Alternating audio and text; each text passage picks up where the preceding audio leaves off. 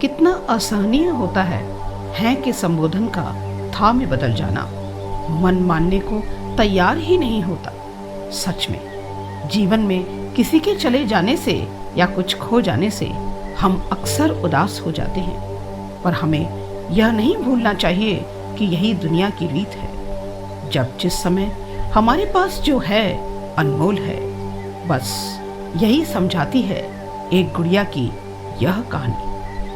एक बार जर्मनी के प्रसिद्ध साहित्यकार काफ्का को पार्क में टहलते समय एक रोती हुई बच्ची मिली। काफ्का ने उससे रोने का कारण पूछा तो लड़की ने बताया कि वह जिस गुड़िया से खेल रही थी वह इसी पार्क में कहीं खो गई है। काफ्का ने उस बच्ची को उसकी गुड़िया ढूंढ लाने का आश्वासन दिया, जिससे वह बच्ची चुप हो गई। काफ्का ने गुड़िया ढूंढने के लिए समय मांगा और फिर दूसरे दिन गुड़िया लाने का वादा करके वहां से चले गए।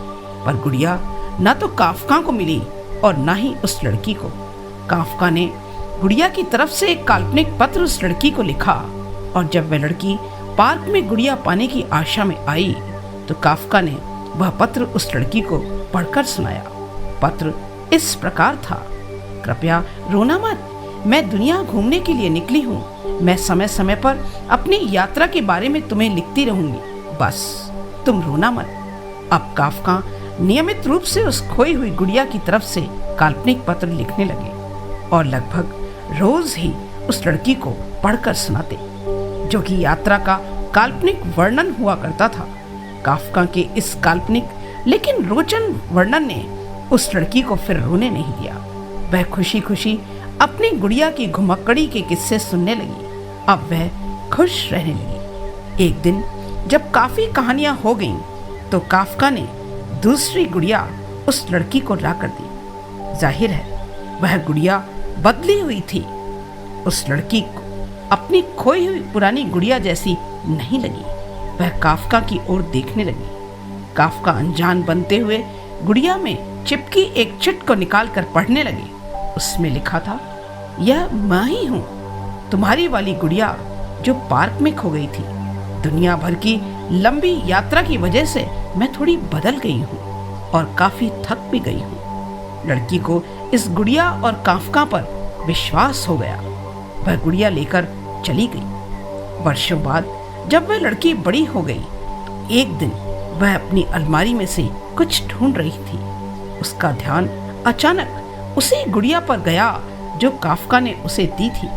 बचपन की बातें याद कर वह हंसने लगी।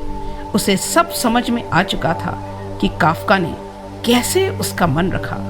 उसे उस गुड़िया पर फिर प्यार आने लगा।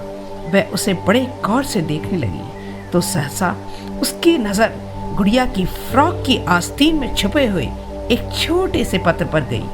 उसने बड़ी व्याकुलता से वह पत्र निकाला और पढ़ने लगी। पत्र में संक्षेप में यह लिखा था, हर वह चीज जिसे तुम प्यार करती हो कभी न कभी तुमसे खो जाएगी, पर अंत में जो लौट कर आएगी और जो तुम्हारे पास होगी वही तुम्हारे लिए सच्चे रूप में बनी होगी। रूप भले ही भिन्न होगा पर प्यार एकदम खालिस होगा। सच ही कहा है, जो हैं उन्हें संभालें, क्योंकि हर दुख के पीछे सुख का बसेरा होता है और हर रात का निश्चित ही एक सवेरा होता है। आप भी इसी विश्वास के साथ आगे बढ़ेंगे ना?